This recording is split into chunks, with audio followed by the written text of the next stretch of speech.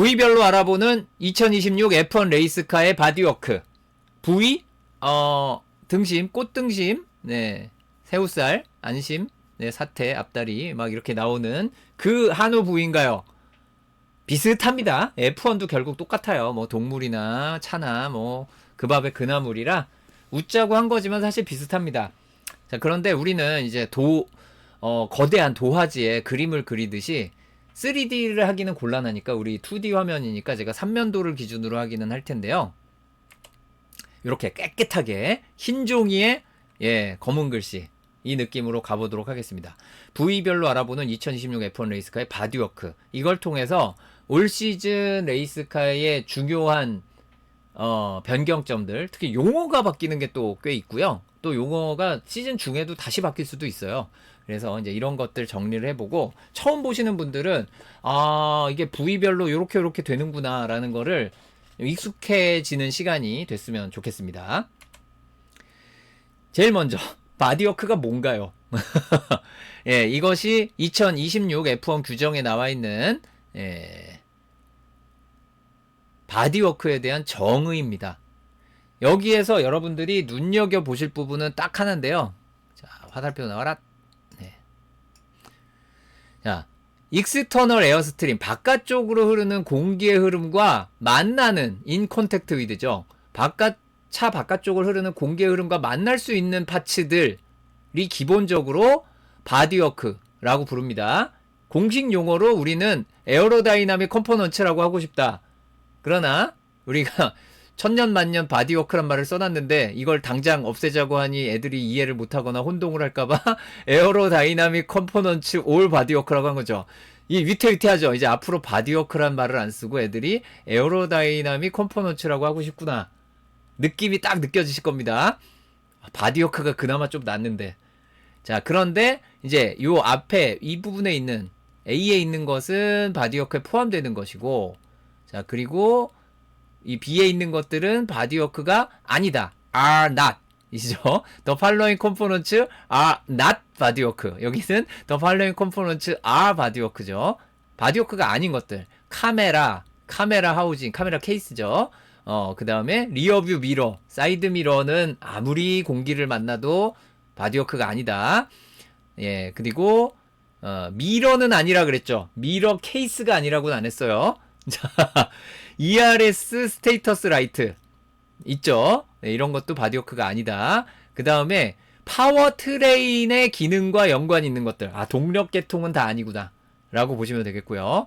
휠림과 타이어 바디워크 아닙니다. 자, 브레이크 디스크 어셈블리, 캘리퍼 패드, 브레이크에 있는 부품들 다 아니고요. 안테나 아니고요.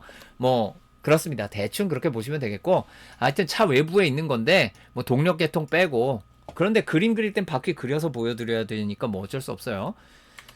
그 다음 필요한 것이 카 코디네이트 시스템인데, 이건 제가 규정을 안 가져오고 그림을 그렸습니다. X, Y, G 3차원인데요.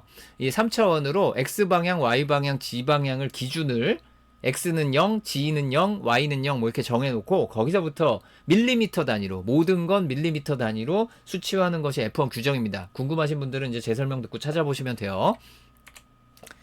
XYG를 이해를 못하실까봐 이렇게 제가 사진과 함께 따끈따끈한 이번 쉐이크다운, 그 바르셀로나 말고 그 전에 페라리 쉐이크다운 때 사진을 가지고, 자, Y 방향이 뭔가 차의 옆쪽으로, X 방향이 앞뒤로, G 방향이 아래 위로가 되겠구나. 그래서 지금은 이제 없어졌지만 X 모드, G 모드가 그거예요. X 모드에 도움을 주는 드래그를 줄이는 모드, G 모드는 아래 위로 다운포스를 많이 만드는 모드라고 하려고 했던 거예요. 이 좌표계와 CAD와 뭐 설계에 익숙한 사람들은 X 모드, G 모드가 훨씬 쉽죠. 네, 직관적이고, 처음 듣는 분들, 수학을 포기하신 분들 정말 힘들죠. 이거 뭔 얘긴지. 힘들다. 이제 힘듭니다. 예, 오늘은 힘든 얘기가 될 겁니다. 자, 그래서 오늘 이제 바디워크에 대해서 이제부터 알아볼 텐데, 쉬운 얘기냐? 제가 결론부터 말씀드릴게요. 쉽지 않습니다. 이거 모르면 인생 사는데 피곤하냐, F1 보는데 피곤하냐, 몰라도 됩니다. 제가 미리 선을 긋고 갈게요. 몰라도 보는데 지장 없습니다. 하지만 알면 깊게 더 이해하는데 도움이 분명히 될 거고요. F1 차를 그릴 수 있게 되면 F1에 대한 이해도가 정말 폭증한다라고 저는 확신합니다. 그래서 여러분들이 측면도나 뭐 정면도나 아니면 뭐 위에서 본 투시도나 뭐 이렇게 평면도나 이런 것들 쉽게 그릴 수 있는 분들이 되시기를 바랍니다. 자, 먼저 규격이 바뀌는 거 얘기를 해야 됩니다. 이것이 2026 F1 기술 규정이 얘기하는 차의 외형적인 규격의 한계 끝이에요. 이게 다입니다, 사실. 놀랍게도 이게 다예요. 이게 뭔가요? 제가 설명을 드릴게요. 바퀴는 이제 올해 바퀴는 쟤는 바디워크가 아니니까 그냥 갖다 놨습니다. 사이즈 맞춰서. 예, 뒷타이어, 앞타이어, 뒷타이어가 좀 더 크죠. 그리고 바깥쪽으로 중앙부터 기준으로 해서 Y는 0에서 마이너스 950. 그러니까 950mm, 95cm, 예, 0.95m. 이쪽으로도 95cm. 합치면 1.9m죠. 그리고 여기 요 부분은 뭔가요? 요거는 이 플로어와 이 부분이 들어가는 거는 더 좁아요. 플로어 위에 올라가는 바디워크는 조금 더 나갑니다. 하지만 플로어는 이렇게 제한이 되어 있습니다. 730, 730 합치면 네, 1.46m라는 걸 알 수 있죠, 폭이. 자, 그리고 전체 폭은 1.9m. 그리고 길이의 제한이 없어요. F1 레이스카는 길이의 제한이 없습니다. 다 아시죠? 네. F1 레이스카의 길이는 규정에 안 써 있습니다. 뭐가 정해져 있느냐? 휠 베이스가 정해져 있어요. 그런데 앞바퀴의 중심축을 F는 0, 프론트 휠 혹은 프론트 타이어 혹은 뭐 프론트 센터 라인 여러 가지 이름이 있습니다. 어쨌든 줄여서 XF는 0이 앞바퀴의 중심축이란 소리예요. XR은 0은 뒷바퀴의 중심축이죠. 이 사이의 거리가 맥스 3.4m. 이게 뭔 얘기입니까? 더 작아도 된다는 얘기입니다. 이게 더 작아지면 무슨 일이 벌어지길래 맥스일 거라고, 맥스에 가까울 거라고 예상을 할까요? 공기역학적인 성능이 이게 멀수록 더 강해집니다. 다운포스 생성량이 이 거리에 거의 비례해요. 휠베이스에. 그럼 이걸 줄이면 다운포스가 줄어들죠. 폭은요? 폭도 넓을수록 다운포스가 많이 나옵니다. 그러면 다른 이유가 있으면 줄일 수 있겠지만 웬만하면 맥스로 가야 됩니다. 이게 2026 F1 레이스카예요. 바디워크가 이제 요 안에 들어가게 되는 거죠. 오늘 방송 끝? 하면 안 되겠죠? 자, 그래서 이제 화살표는 지우고 예쁜 그림들. 제가 또 우리 동영상 원본을 우리 편집자님과 우리 콜라보 하시는 분들이 받을 수 있게 올리고 이 이미지들도 다 올려놔서 여러분들이 나중에 다른 데도 보실 수 있을 텐데 요렇게 색상 배열로 요 폰트로 그렸으면 제가 한 겁니다. 이름 일부러 안 써놨지만 이건 뭔가요? 2025년 F1 규정입니다. 휠베이스가 20cm가 더 길었군요. 폭이 10cm가 더 넓었어요. 플로어에서 터널을 만들고 자시고를 다 관계없이 그냥 이 사이즈 줄이는 것만으로도 다운포스가 줄어든다는 얘기고요. 플로어도 더 넓었죠. 비교해보면 이렇습니다. 똑같은 걸 그대로 XF는 0을 그대로 놓고 XF는 0, Y는 0을 그대로 놓고 두 개를 비교하면 이렇게 왔다 갔다 합니다. 느낌이 조금 오시죠? 그런데 자, 2026 규정에 사실 한 가지가 더 있습니다. 아까 거기가 끝이면 정말 좋겠으나 저기 빨간 선 Y는 730과 Y는 마이너스 730 Y는 0 그러니까 차의 정중앙선을 그은 거에서 73cm 떨어진 데가 그냥 끝이 아니고요. 얘가 뒤로 싹 깎여 나갑니다. 이거 어디서 봤죠? 2021 시즌에 써먹었던 거죠. F1에서 2021 시즌이 그래서 제가 여러모로 2026 시즌을 미리 보기 할 수 있는 거다라고 얘기하는 것 중에 하나예요. 이런 식으로 다운포스 깎아먹는 접근이 똑같아요. 2026 시즌과 2021 시즌은 굉장히 비슷합니다. 자, 그래서 이 깎아내는 모양이 있다라는 거고요. 그래서 대놓고 비교해보면 이렇습니다. 회색으로 되어 있는 게 작년도 차, 조금 뻘겋게 되어 있는 게 올해 차라고 보시면 돼요. 자, 그러면 이제 다시 와서 여기에다가 이제 차를 그려볼 텐데 이거 위에서 본 거잖아요. 여기에 개념이 몇 가지가 더 들어갑니다. 역시 아시는 바디워크를 이해하려면 꼭 알아야 되는 센터 라인이 3가지가 더 있어요. 사실은 3가지가 아니고 규정에 한 10가지쯤 있습니다. 근데 웬만하면 제가 얘기 안 하려고요. 그 디퍼런셜 센터 라인 막 이런 거 있거든요. 이게 뒤에 차 뒤쪽 리어엔드 규정할 때는 디퍼런셜 센터 라인을 기준으로 하는데 그거 빼버리고 힘들다. 어쨌든 자, 이 XC는 영은 뭐냐? 이 C는 콕핏입니다. 콕핏의 뒤쪽 C. 이 XA는 0부터가 이제 문제가 되는데 이 XA는 0이 서바이벌 셀의 맨 앞부분이 걸리는 위치가 이 초록색으로 자유가 있어요. 좀 왔다 갔다 할 수 있습니다. 프론트 휠 센터 라인에 놔도 되고 조금 더 앞으로 가도 돼요. 근데 콕핏의 위치는 그거보다 이 XA는 0에서 또 일정 거리만큼 뒤로 가다 보니까 최소와 최대폭이 더 늘어나요. XPU는 0은 뭐냐면은 파워 유닛이 위치하는 곳의 맨 앞부분. 그러니까 파워 유닛의 맨 앞과 콕핏의 맨 뒤가 거의 붙어 있어요. 그런데 꼭 붙어 있으라는 법은 없어요. 근데 저 부분이 왔다 갔다 하는 얘기는 이거에 따라서 차의 길이가 달라질 수 있습니다. 그러니까 아마 누군가 분석한 그림을 보시게 될 거예요. 이제 실제 차가 나오면 앞바퀴 뒷바퀴 위치를 고정해 놓고 누구는 콕핏이 좀 더 앞에 가 있고 누구는 더 뒤에 가 있네, 이런 걸 보시게 될 거고요. 파워 유닛까지 이거 그림 그리면 진짜 대단하신 분인데 알 수는 있죠. 어느 정도는 파워 유닛의 위치에 따라 무게중심 위치가 바뀌죠. 설계를 어떻게 하느냐에 따라 정말 많은 변화가 있을 수 있습니다. 그래서 파워 유닛의 위치와 콕핏의 위치가 왔다 갔다 하고, 콕핏의 위치가 바뀌면 프론트 윙과 노즈의 위치가 또 바뀌어요. 저 콕핏의 위치에 영향을 받습니다. 프론트 윙과 노즈는. 그래서 이게 무시할 수 없는 기준선들이 더 있다 정도만 알아두시면 됩니다. 저는 그냥 무시하고 갈 겁니다. 이건 이제 정면에서 봤을 때입니다. 똑같은 폼인데 이걸 정면으로 각도를, 똑같은 규격인데 굉장히 작아 보이죠. 위에서 봤을 때는 정말 커 보이는데 정면 기준으로 보면 많이 작아 보입니다. 그리고 미리 제가 좀 말씀드릴 거는, 제가 그림의 이해를 쉽게 돕기 위해서 나중에 안 그런 거 보여드리겠지만 처음에는 라이드 하이트를 굉장히 높여놓은 그림을 가져갈 거예요. 왜냐하면 라이드 하이트가 거의 그 G는 0이 땅바닥에 갈 때까지 내려갈 수 있습니다. 그럼 여기서 F1에 대한 많은 분들이 질문해 주시는 또 하나의 요소를 알 수 있죠. F1은 라이드 하이트가 제한이 없습니다. 지들 맘대로 해요. 라이드 하이트에 제한이 없기 때문에 F1 레이스카의 높이는 G는 0, 옛날 이름 레퍼런스 플레인, G는 0을 기준으로 최대 높이를 정하는 거지 땅바닥으로부터의 높이는 정하지 않습니다. F1에 없어요. 그런 건.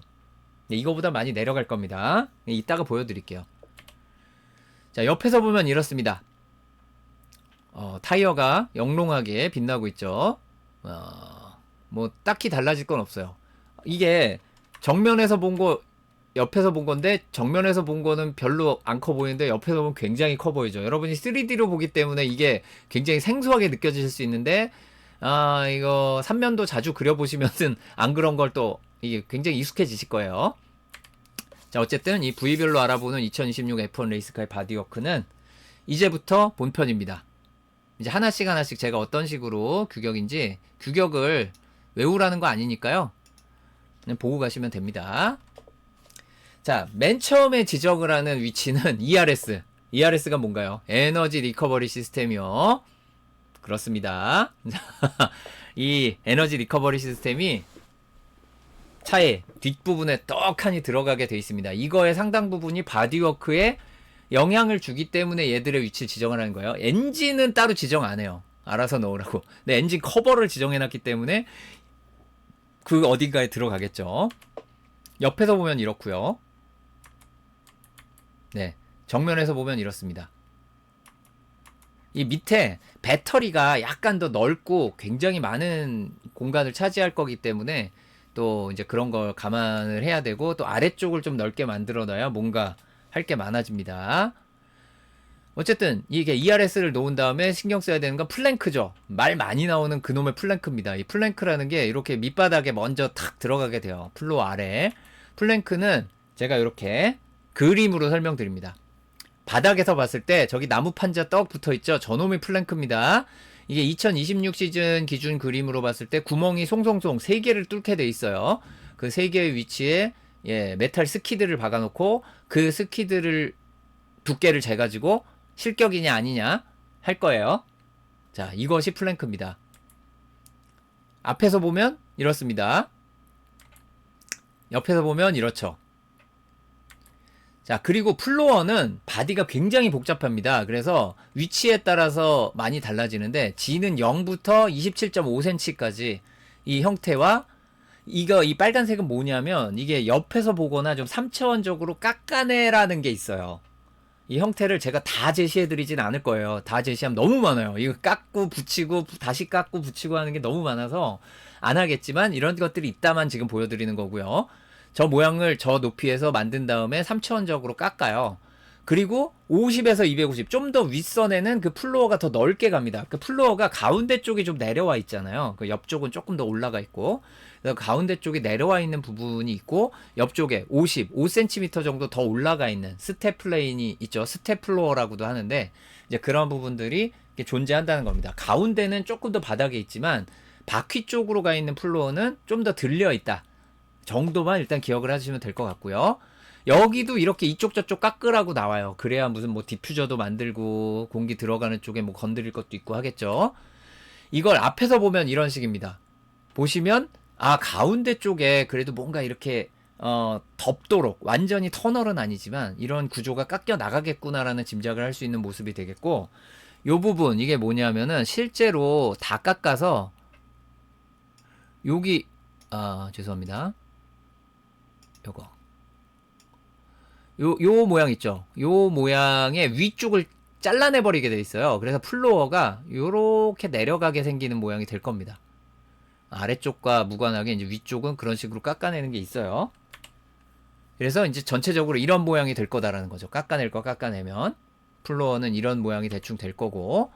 자, 이제 또 플로어 바디를 옆에서 보면 이렇습니다. 이제 점점 뭔가 수레 같은 모양이 살짝 나오죠. 여기도 이쪽 저쪽 깎는 게 좀 있습니다. 그래서 빨간색으로 제가 깎는 부분이 3차원적이라 그냥 다 깎을 수도 없어요. 저렇게 대충 표시를 해놨고, 뒤쪽에 플로어 사이드 월이란 놈이 있는데요. 이게 요겁니다. 이렇게 봐서 잘 모르겠다면 요렇게 보면 되죠. 뒤에서 본 모습으로 봤을 때 플로어의 사이드 월 요거요. 요 벽이 들어갑니다. 이쪽 부분은 좀 많이 규격화된 거를 F1에서 줄 거기 때문에 딱히 뭐 규정에 많이 언급이 안 돼 있습니다만, 이쪽 부분은 이게 플로어의 한 부분인데 사이드 월로 수직으로 서 있는 플로어가 되는 부분이 될 수밖에 없죠. 여기 디퓨저가 이렇게 열리면. 그래서 요거를 이렇게 지정을 하고 있고요. 전말을 옆에서 보면 이 동네가 되겠습니다. 저것도 3D로 많이 깎아야 되고, 이제 또 이제 이 플로어를 다 모아놓고 대체적으로 깎이는 형태를 보면 전반적으로 이제 평면형이 되고 가운데가 조금 아래긴 하겠지만 뒤쪽에 저기 약간 보라색으로 쳐놓은 부분이 서서히 올라가서 디퓨저가 열리는 부분이 되겠습니다. 요게 2026 F1 레이스카의 플로어가 되겠고요. 예, 지금까지 거를 다 더하면 이렇게 되는데, 플로어가 이게 끝이 아니에요. 플로어가 정말 깁니다. 왜? 이전에 없던 놈이 생기는데요. 먼저 플로어 풋! 제가 놀라운 어려운 얘기만 하면 너무 재미없고 힘드니까 제가 이제 개인적인 얘기와 이런 걸 섞을 텐데, 기쁜 소식 하나 전해드릴게요. 제가 이 작업을 하는 과정, 사실 이걸 하겠다고 마음 먹은 것도 기술 규정 통독을 거의 다 했을 때 통독했습니다. 한 번. 진짜 힘들었어요. 뭐 2달 걸렸네요. 2달. 정확히는 한 달하고 한 2주, 한 달 한 3주 정도 걸렸는데, 기술 규정 한 번, 그 통독이에요. 다 까먹었어요. 다 까먹었는데 어쨌든 한 번 읽긴 읽었거든요. 근데 그거에 글을 읽었을 때 정말 처음에 너무 이해가 안 돼서 한 10번 다시 읽은 게 이 플로어 풋이었어요. 뭘 말하는 건가. 이런 용어가 없었거든요. 플로어에 발이 어디 있어. 자, 어쨌든 그림 그려보니까 바로 알겠더만요. 여기에서 캐드가 있어야 돼. 역시 캐드 있는 사람들 이거 금방 이해했을 텐데, 이게 플로어 풋입니다. 앞쪽으로 나와 있죠. 아, 얘가 플로어란 친구는 다리를 앞으로 뻗고 있네. 이제 그런 셈이 되겠고요. 요겁니다. 이게 밑에서 봤을 때, 밑에서 위로 올려다 봤을 때 플로어의 모서리 앞쪽이 요렇게럼 튀어나온다는 거예요. 그걸 앞에서 보면은 저 자리에 플로어 풋이 튀어나오고요. 옆에서 보면 요렇게 됩니다. 그리고 플로어 보드라는 놈이 나와요. 플로어 보드는 또 뭐냐? 이겁니다. 과거에 많은 사람들이 바지보드라고 부르던 놈이 위치하던 곳과 비슷한 곳에 있어서 이걸 바지보드라고 부르는 사람들이 많아요. 지금 규정과의 전쟁입니다. 규정은 이건 바지보드가 아니라고 얘기하려고 정말 이악 물고 있거든요. 왜냐하면 바지보드는 애초에 목적이 아웃워시를 만드는 거예요. 그런데 이 플로어 보드의 목적은 인워시를 만드는 겁니다. 근데 이걸 바지보드라고 불러버리면 사실 뭐 바지보드라는 말 자체에 아웃워시라는 뜻이 있지는 않은데 워낙 그게 오랫동안 그게 언제야? 그 아일턴 세나 타던 맥라렌 때부터 바지보드라고 했으니까 굉장히 오래됐잖아요. 거의 40년 다 돼가는데 하지만 바지보드가 아닙니다. 이것은 플로어 보드입니다. 규정은 그렇게 얘기하고 있어요. 누가 이기나 싸움하다 나중에 규정의 바지보드로 이름이 바뀔 수 있죠. 자, 이제 위에서 보면 이렇습니다. 이 형태가 제가 여러분 이 오른쪽이 앞이 되는 겁니다. 자, 오해가 없으시기 바라고요. 이 형태를 보시면 밑에 플로어 풋이 있고 그 풋이랑 연결해 가지고 이 윗부분에 이게 플로어 보드예요. 그러면 공기가 흘러가다가 이 안쪽으로 끌어들이란 소리예요. 끌어들이는 이런 거를 만들라는 거고 세 조각을 나눌 수 있습니다. 이런 형태가 지정이 돼 있어요. 이것이 플로어 보드입니다. 어쨌든 공식 용어 플로어 보드예요. 바지보드라는 말이 목구멍 꼭대기까지 걸려 있지만 절대 그렇게 얘기하지 않고 플로어 보드라고 얘기해야 되는 놈. 요것도 이제 실제 차에서 가져온 주행 중인 차에서 가져온 거고 대략 앞에서 보면 이런 느낌으로 뭔가가 올라오게 됩니다. 저것이 플로어 보드가 되겠습니다. 옆에서 보면 대충 이렇죠. 옆에서 놓은 것만 보면 그냥 바지보드죠. 그 다음 플로어 빕이 있습니다. 빕은 또 뭔가요? 근데 사실 이거는 제 방송을 오래 보신 분들은 제가 몇 번 얘기를 했었죠. 빕. 우리 자녀들 키워보신 분들 혹은 조카들 육아를 도와줘 보신 분들은 다 아시겠지만 아기들은 턱받이를 하고 이유식을 먹죠. 그 턱받이를 빕이라고 합니다. 턱바지에서 왔듯이 티트레이입니다. 티트레이. 네. 플로어 빕은 티트레이예요. 그 티트레이라는 말을 빕으로 바꾸기 위해 노력을 했고 이거는 거의 정착이 됐어요. 이제 엔지니어들은 다 빕이라고 합니다. 지금은. 자, 여기입니다. 잘 안 보일까봐 제가 이렇게 표시했어요. 플로어 바로 아래. 예. 이걸로 해놓으면은 또 그 플로어 보드 보실까봐 요겁니다. 요거 한가운데 플로어 빕. 네, 요렇게 가운데 밑으로 튀어나와 있고 노즈 쪽이랑 서바이벌 셀 쪽을 받쳐주는 구조가 존재하죠. 예, 옆에서 본 모습 이렇고요. 또 하나가 있습니다. 자, 이거는 제가 무선 선을 긋고 가면 진짜 나는 엔지니어링에 미친놈이다 하는 분이 아니시면 안 들으셔도 돼요. 이름 전혀 외우실 필요 없습니다. 솔직히 나도 이거는 안 할 것 같아. 플로어 리딩 엣지 디바이스 LED입니다. LED를 리딩 엣지 디바이스라고 하는 놈이 있냐? 진짜 너무했다. 장명 센스가 망했어요. 헷갈리게 LED라고 짓냐. 자, 어쨌든 플로어 리딩 LED 약자 쓰는 게 많거든요. 또 LED를 진짜 이겁니다. 제가 톱니바퀴처럼 플로어 앞쪽에 뭔가 튀어나와 있죠? 저겁니다. 그래서 앞부분에 이렇게 있어가지고 이건 늘 있던 거예요. 늘 있던 겁니다. 근데 이걸 괜히 어려운 용어를 갖다 붙이셨어요. 플로어 리딩 엣지 디바이스. 그렇지. 앞쪽에 맨 앞에 모서리에 있는 뭔가를 붙인 거겠지. 그렇다고 이름을 저렇게 붙이냐. 진짜. 또 하나 있습니다. 플로어 코너. 코너가 얼마나 많은데 이쪽 부분만 플로어 코너라는 새로운 바디워크를 또 지정을 해놨어요. 피곤하다. 이건 욕입니다. 자, 이게 어딘지 잘 안 느껴지실 것 같아서 제가 그림으로 다시 잠깐 설명을 드리면 뒷바퀴고요. 여기 플로어고요. 여기 보시면 이제 사이드퍼 뒤쪽으로 막 이게 리어 서스펜션도 있고 여기 보면 뭔가 뭔가한 디자인들이 막 나오잖아요. 이게 모든 팀들이 수평뿐만 아니라 수직으로도 뭔가를 하고 있어요. 왜? 규정에 하라고 만들었거든요. 뒷바퀴, 뒷바퀴에서 엄청난 공기역학적인 손해를 볼 수밖에 없는데 어쩔 거냐. 뭔가 해보시든가. 라는 거죠. 네, 그래서 이렇게 기회를 준 겁니다.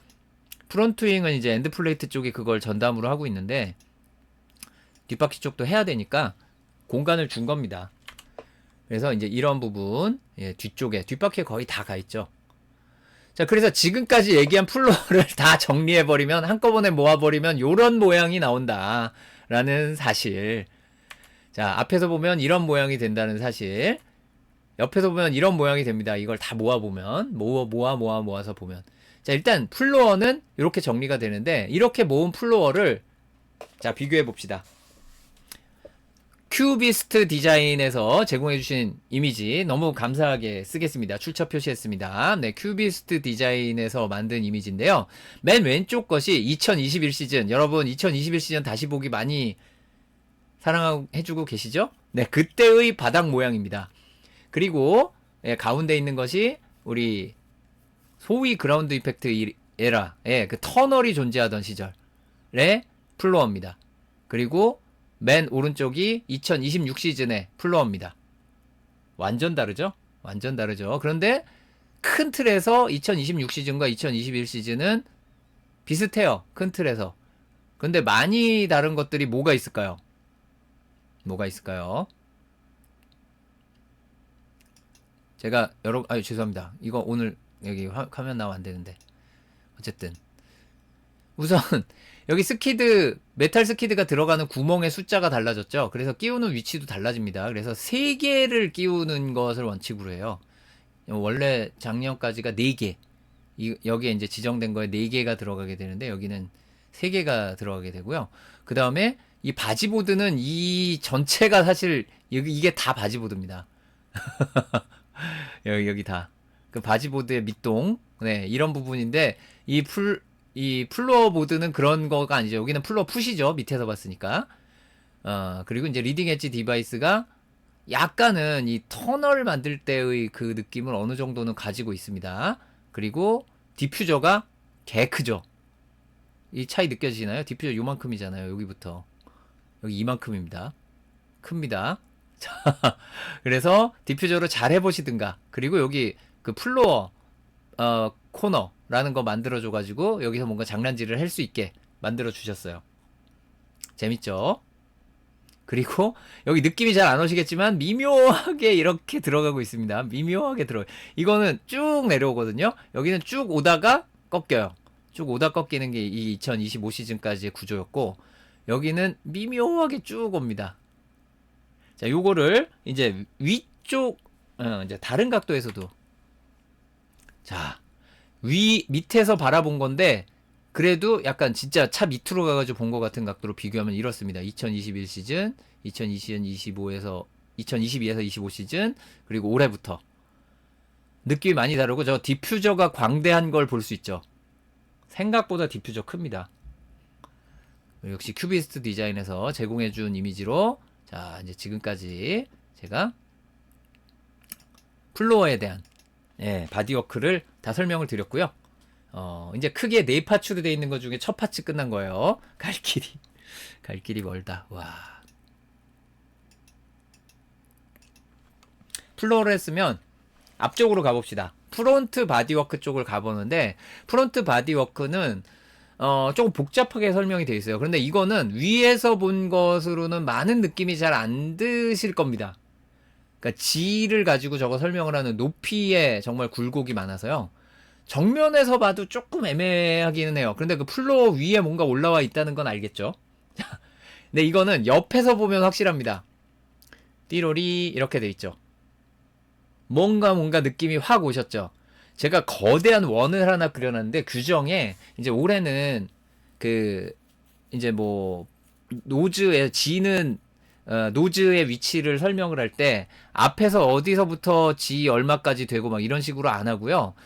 이상한 좌표를 던진 다음에 거기에 거대한 원을 그려요. 그래서 그 원에 맞추게 돼 있습니다. 제가 그 원을 표시한 거예요. 그래서 노즈가 이렇게 내려가는 구조 느끼셨을지 모르겠는데, 쉐이크다운 때 차들의 이 노즈 형태가 막 스텝 노즈 있던 시절이나 뭐 이런 거 비교했을 때 어째 다들 비슷한 것 같다 느낌이 있으셨을 거예요. 이런 원을 규정에 넣어버리면 다들 그 원에 맞추게 돼 있죠. 네, 그렇습니다. 물론 이제 끝에 오면 조금 더 내려가고 뭐 어쩌는 분들 계시겠지만 전반적으로는 이 틀을 따라갈 거예요. 요 앞에 이 노즈에 해당하는 부분이.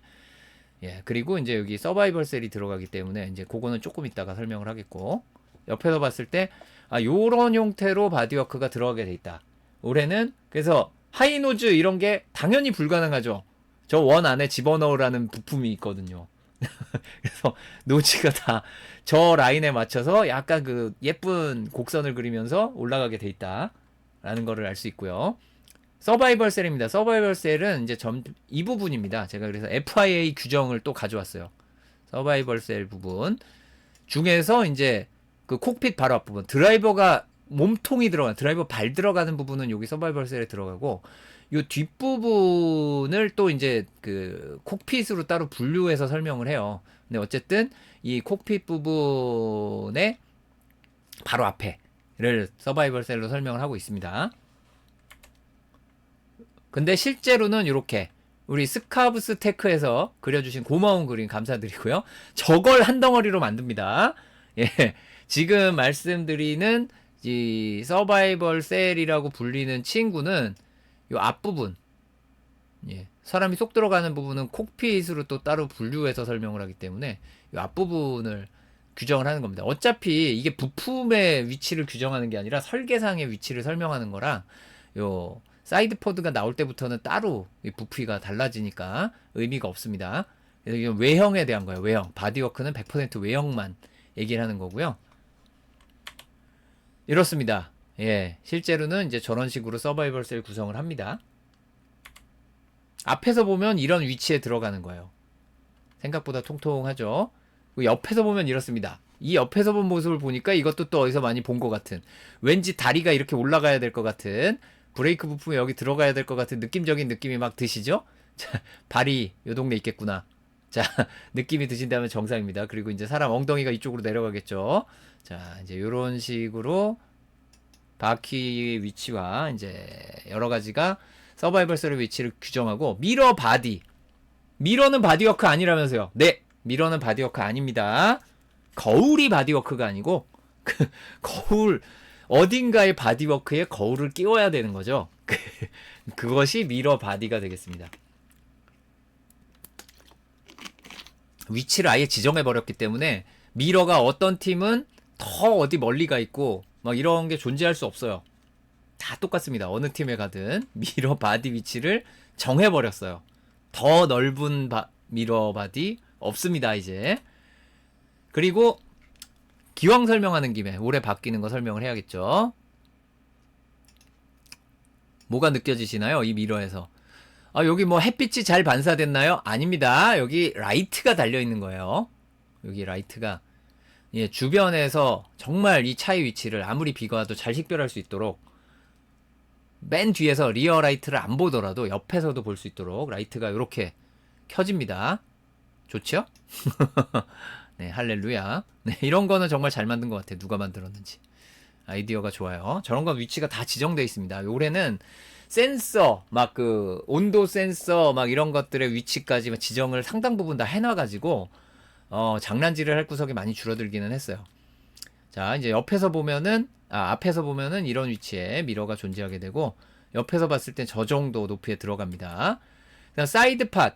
사이드 팟이, 자, 이것도 옆에 붙어 있는 보통 F1 레이스카가 그 여기 뭉툭하게 이렇게 다 튀어나온, 이거 다 사이드 팟이라고 하잖아요. 네, 맞아요. 그러나 이제 이쪽 부분은, 예, 바디워크 설계상 엔진 카울 커버, 엔진 커버를 뜯어낼 때 같이 떨어져 나가는 부분이 될 부분이 있고, 여기는 충돌 구조가 여기 들어가요. 여기가 이 사이드 팟이라고 된 거에 그 가운데 부분에 콕핏이 들어가잖아요.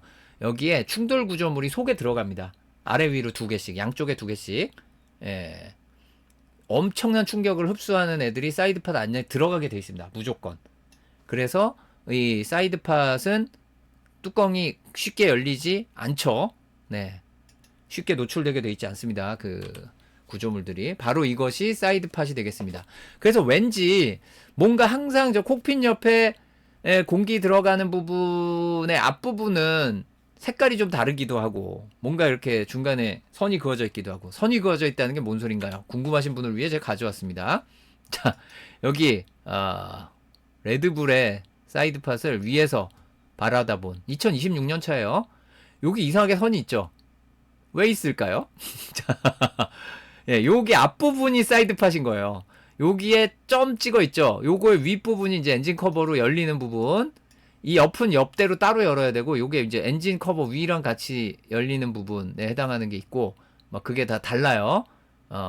그 팀마다, 위치마다 다르니까 이제 그때 확인하시면 되고, 그래서 이렇게 다 구분이 돼 있습니다. 아, 뭔가 이렇게 구멍 있고 선이 그어져 있는 게 괜히 이쁘라고 그어 놓은 게 아니다. 아예 규정상 따로 규정되는 부분입니다. 그런가 보다 하면 되고요. 이제 저것도 이제 아까 플로어랑 마찬가지로 막 이쪽 저쪽 깎아내고 붙이고 코너 다듬고, 그러니까 실제 이 모양이 아니죠. 저 안에서 이 3차원 공간을 엄청나게 제한을 해요. 근데 저는 그런 것까지 막 할 거 아니에요. 그건 이제 캐드 하실 분들 하시고요. 그래서 전문을 그림으로 그려놓은 게 아니다라는 거 기억을 하셔야 됩니다. 사이드 팟이 대충 저 동네다 정도만 알아두시고, 이게 엔진 커버 쪽입니다. 엔진 커버도 여러 개의 박스를 규정을 하고 있는데 왠지 차를 위에서 내려다봤을 때의 느낌이 살짝 보이시나요? 그리고 가운데 이상하게 길쭉하게 옆으로 늘어진 놈이 있는데 저건 뭘까 궁금하신 분들도 있을 것 같아요. 그러니까 이게 엔진 커버 말 그대로 엔진 위쪽에 들어가는 부분이 되겠고요. 탑뷰로 보면은 이제 이게 엔진 커버, 콕핏 바로 뒤쪽. 사실 콕핏을 감싸게 돼 있죠. 네. 그리고 앞에서 보면 이건데, 이것도 옆에서 봐야 느낌이 확 오실 거예요. 알았? 옆에서 보니까 뭔가 있죠. 우리가 잘 아는 F1 레이스카의 엔진 보면 왜 여기 이제 이 위에 카메라가 올라가는 위치도 사실 바디워크로 지정이 돼 있긴 하지만 여기선 안 그렸고요. 여기 이제 공기 들어가는 여기 에어 인테이크 있죠. 에어 인테이크 있고 쭉 내려가잖아요. 그런데 아까 가운데 부분이 좁게 다르게 지정되어 있죠. 그게 이거예요. 그래서 이 샤크핀 같은 상어 지느러미 같은 이 부분이 규정이 돼 있어요. 할 수 있으면 해보시든가 라고 공간을 주셨습니다. 감사하게도.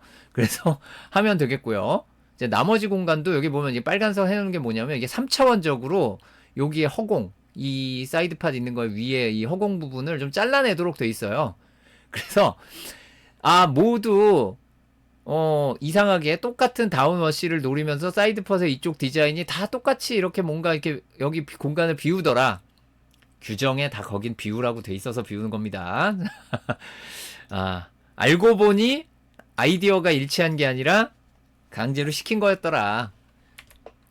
그리고 사이드팟 에퍼처라 그래가지고 이제 이 부분이 또 얹어지는데 이건 그냥 대충 넘어가시면 됩니다. 그 구멍도 많이 숭숭 뚫리고 하는 부분이고요. 차 뒤쪽 부분도 테일이 말 그대로 꼬리가 표현하자면 3개가 있어요. 자, 꼬리 3개가 있고 테일 파이프는 그런데 전혀 달라요. 이거는 테일은 문자 그대로 실제 바디워크 플로어나 뭐 이런 게 이어지는 그 뒤에 꼬리라면 테일 파이프는 이그조스트 파이프예요. 저기 배기구 파이프 자리입니다. 배기구 파이프로 지정을 한 거랑 완전 얘기가 다르죠. 테일이 들어갔다 그래서 똑같지 않다 라는 거고요. 이런 겁니다. 저기 배기구 있잖아요. 저 배기구 있는데도 뭔가 지정을 해야 되겠고, 그 아래 꼬리처럼 튀어나온 거에 이제 기어박스 튀어나온 것. 자, 이제 오늘 처음 보신 분들도 계실지 모르겠는데 2026년도 리어라이트 모양 바뀝니다. 이거 모르시는 분들 많으셨죠? 리어라이트가 확 바뀝니다, 올해. 그래서 이렇게 바뀌고요. 이거 색깔도 여러 색깔 나와요. 파란색도 나오고 초록색도 나오고 빨간색도 나오고 올해 바뀌는 게 많아요. 예, 여러 번 말씀드리지만 F1이 영상 만들어서 그거밖에 안 보여줬다는 게 충격일 정도로 실제로 많이 바뀐다. 하지만 몰라도 경기 보는데 큰 지장 없다. 라는 게 되겠고요. 어쨌든 이 동네가 테일, 꼬리 부분이 되겠습니다.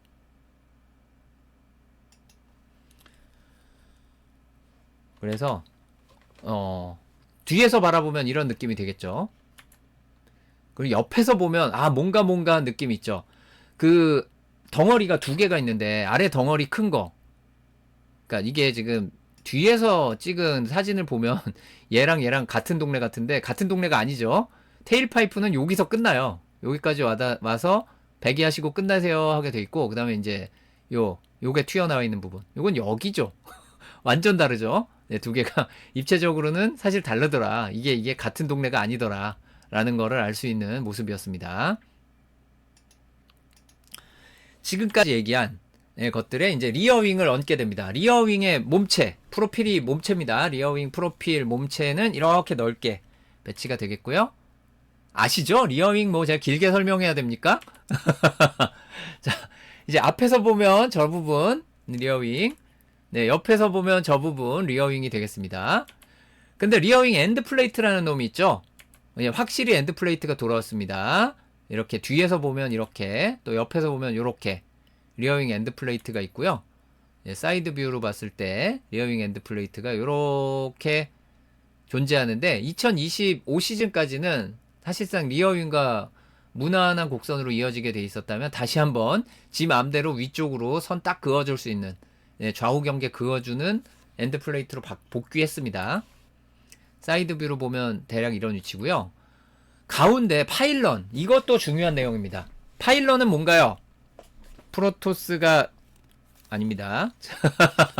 네, 건물을 짓거나 인구를 늘리려면 갑자기 민속놀이가 나왔어요. 여러분 심심하실까봐 너무 어려운 얘기만 하지 않으려고 노력을 한 건데 실패했네요. 근데 그 파일런 어떻게 생겼어요? 아래 위로 탑같이 생겼죠. 사실 프로토스의 파일런은 탑 같지는 않긴 한데 어쨌든 파일런은 약간 그 탑 같은 걸 말하는 겁니다. 탑, 기둥, 탑 같은 거. 그 탑처럼 세우는, 이게 뭐냐면은 리어윙을 가운데에서 지지해주는 구조물인데요.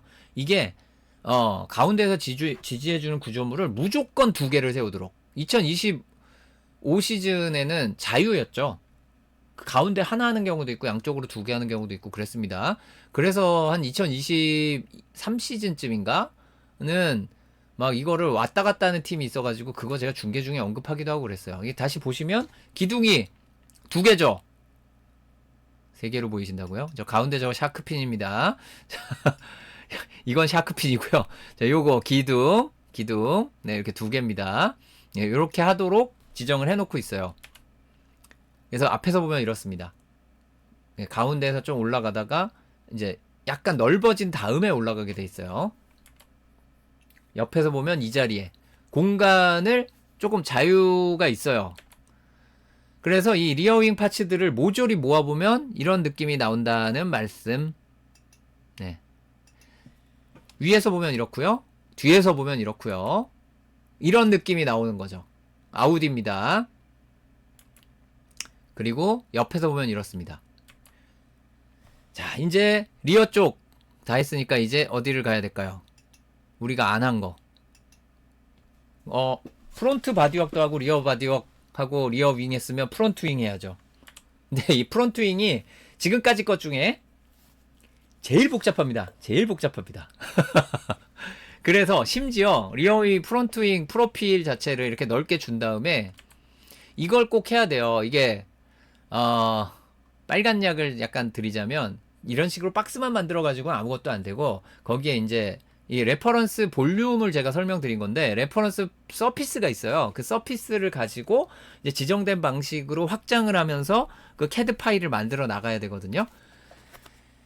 근데 이 프론트윙 모양을 설명드리려면 이 서피스를 가져올 수밖에 없어서 제가 가져왔습니다. 웬만하면 제가 안 넣으려고 했는데 복잡하다. CAD 아시는 분들만 쉬우실 거예요, 내용이. 어쨌든 이렇게 생겼습니다. 그 공간 안에 들어가는데 이렇게 생겼고요. 앞에서 보면 이렇죠. 프론트윙이 뭔지 모르시는 분은 없으실 테니. 프론트윙도 사실 파일런이 있어요. 그런데 요거는 제가 따로 언급은 안 했습니다. 요게 파일런입니다.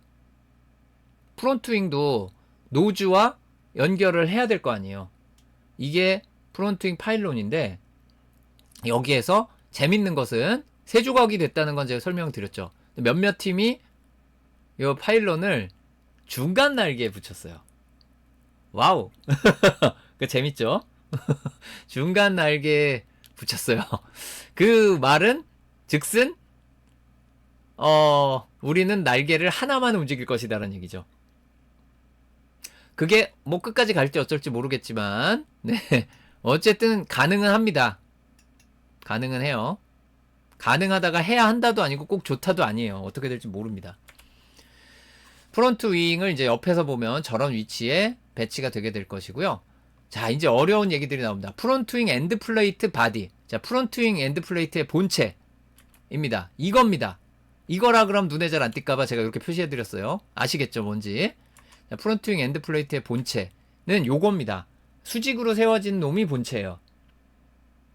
그런데 뭔가 프론트 윙 어쩌고 저쩌고가 이제 앞으로 쭉쭉 나올 건데요. 말만 어려우니까 안 외우셔도 된다.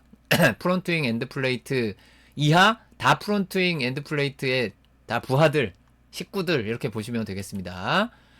자, 프론트 윙 엔드 플레이트가 저런 위치에 배치가 되겠구나 라고 생각하고 봐주시면 되겠고요. 프론트 윙 엔드 플레이트 바디에 제가 저 동그라미를 왜 그려놨냐 하면은 실제 깎게 돼 있어요. 그런데 이 깎는 걸 어떤 걸 기준으로 깎냐 하면은 지금 제가 그린 거보다 좀 많이 라이드 하이트가 내려간 거 기준으로 돼 있어서 제가 그 원도 위치를 맞춰서 올렸습니다. 그래서 거기에 맞춰서 이 프론트 윙 엔드 플레이트 바디가 들어갈 수 있는 한계치가 있어요. 절대 이 바디 워크 어떤 것도 바퀴와 닿지 않게 조향을 하더라도 닿지 않도록 다 돼 있습니다. 걱정 안 하셔도 되고요. 그래서 어쨌든 옆에서 보면 이런 느낌이 들 겁니다. 그러면 뭐가 있냐? 이제부터 힘들어요. 이거 규정 말만 봐서는 헷갈리실 분들 정말 많을 때 프론트 윙 엔드 플레이트 아우터 풋 플레이트 너무 힘들다. 이미 아까 이제 수학 울렁증 지금 도형 울렁증에 이어서 영어 울렁증 지금 미친듯이 오고 계시죠? 이겁니다. 지금 화면에 있는 거 전체인가요? 아니요, 요거요.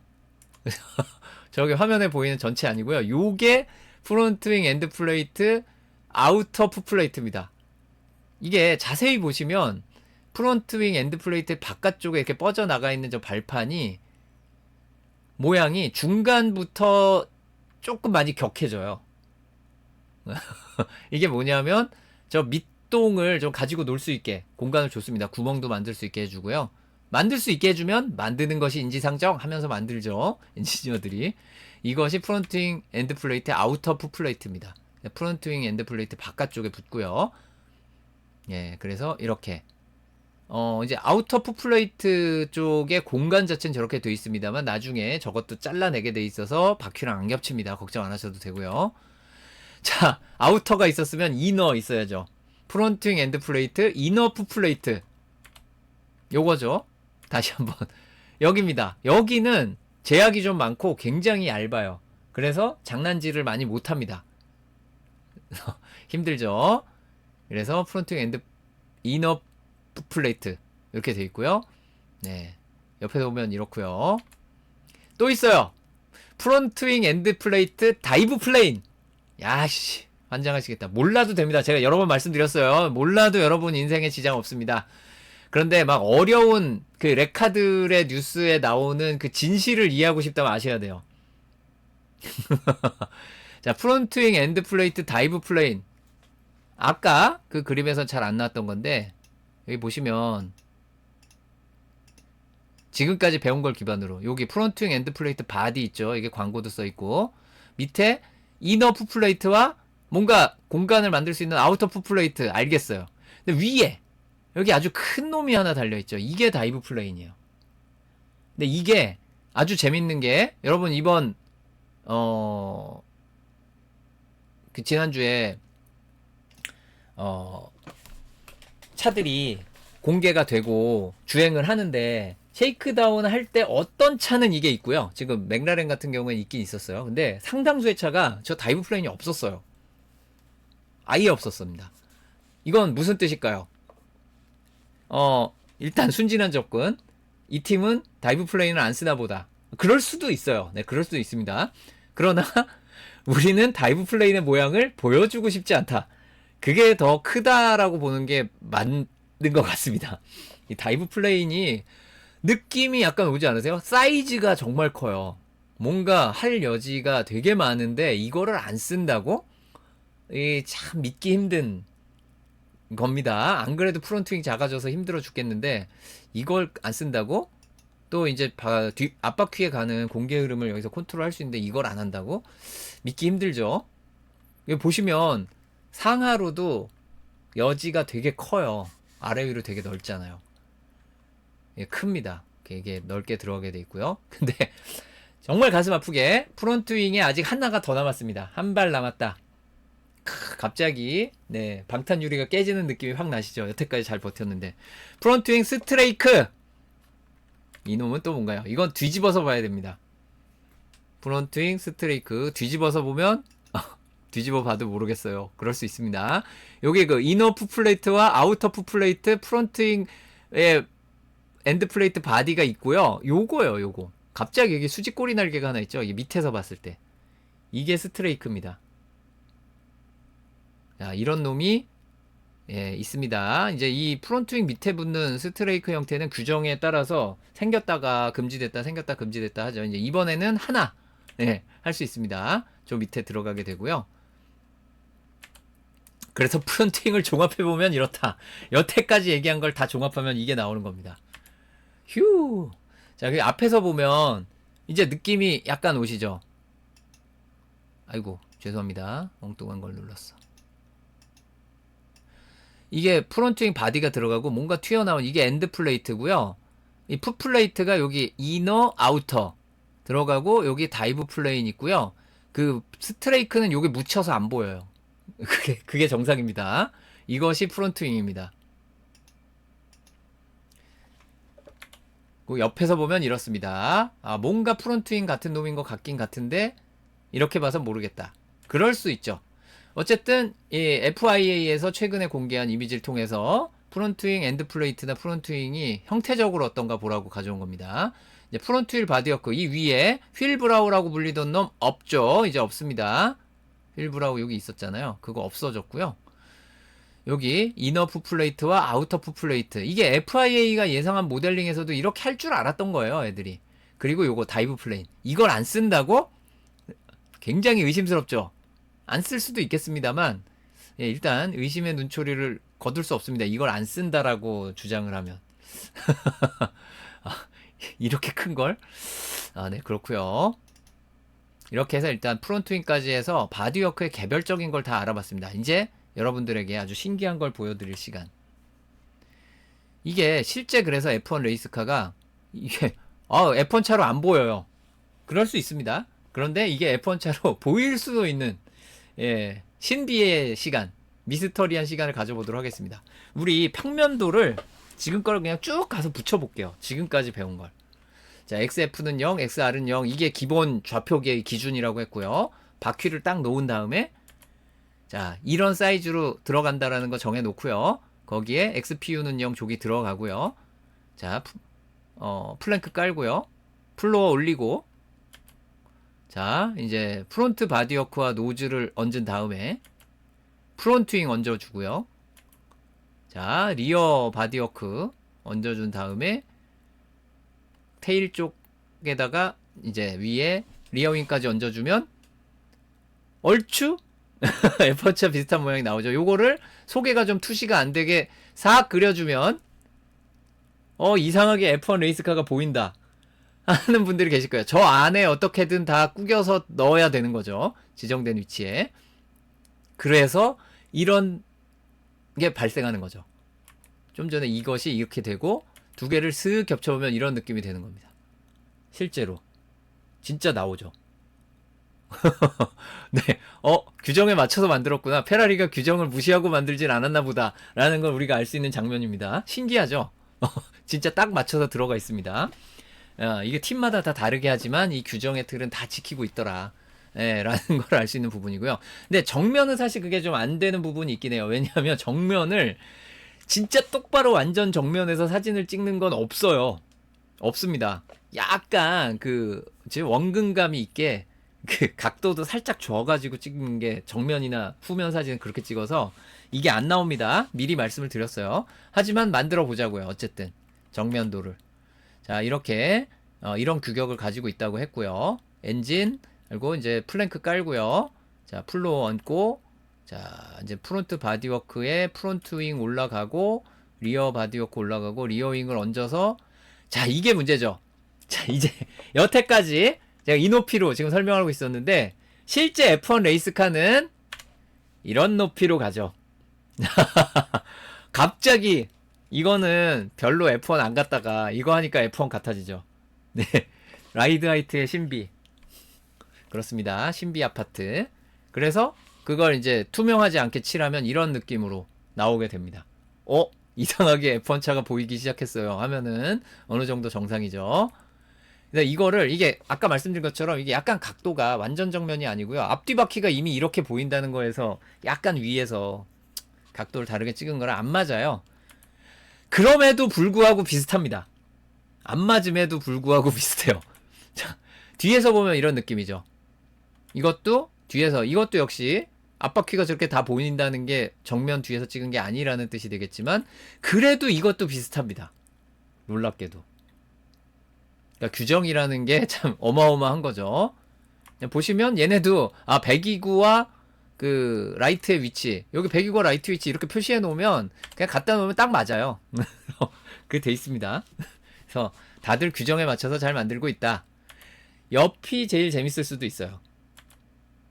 자, 타이어 이제 뭐 투명하게 할 필요 없죠. 자, 엔진, 플랭크, 플로어, 노즈, 프론트윙, 엔진 커버, 자, 리어윙 이렇게 다 했으면 어떻게 해야 돼요?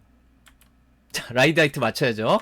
이거 하니까 야 이건 F1 아니네. 무슨 저 오프로드 차를 가져왔어 하다가 라이드 하이트를 내리는 순간 F1으로 보이는 이 마법.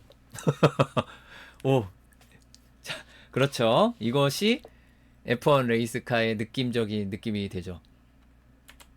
그래서 이런 느낌입니다. 이거는 좌우 반전했어요. 페라리가 오른쪽을 바라보는 사진만 공유를 해서 좌우 반전입니다만 어쨌든 이게 이렇게 겹쳐 보이면 딱 맞는다는 놀라운 사실. 놀랍죠? 자, 여기는 전혀 그렇게 안 보이는데 이렇게 딱 겹치면 딱 그게 되고요. 실제로 또 마지막으로 2026 시즌에 알아두셔야 될 레이스카 관련된 중요한 사실을 하나 짚고 넘어가자면 이겁니다. 자, 레이스카들 이렇게 달릴까요? 아니죠. 2026년에 뭐가 돌아와요? 레이크가 돌아오죠. 자세히 보시면 이 F1 바닥에 바짝 붙을수록 좋아요. 에어로 다이나믹 공기역학적으로 가장 중요한 또 다운포스를 제일 많이 맞는 게 프론트윙이었는데 프론트윙이 굉장히 높은 곳에 가 있습니다. 높죠? 굉장히 높죠. 여기 플로어 여기랑 비교해도 많이 높아요. 이렇게 내렸는데도 높아요. 아까 뭐 라이드 하이트 높을 땐 말할 것도 없고. 그다음에 이 BB라는 부분이 이 플랭크가 달아가지고 난리라는데 이게 닿을까? 라는 걱정이 드는데 2025 시즌까지 사실 뒤쪽이 많이 닿았습니다만 어쨌든 이게 레이크를 넣으면 어떻게 되는지 궁금하시죠? 바퀴는 그대로일 거 아니에요. 이렇게 됩니다. 이것이 레이크를 넣은 2도예요. 2021 시즌 전에는 팀마다 다른데 2도를 쓰는 팀도 있었어요. 진짜. 2도면 어마어마한 거긴 합니다. 이제 보시면 딱 2도 기울이면 이런 일이 벌어져요.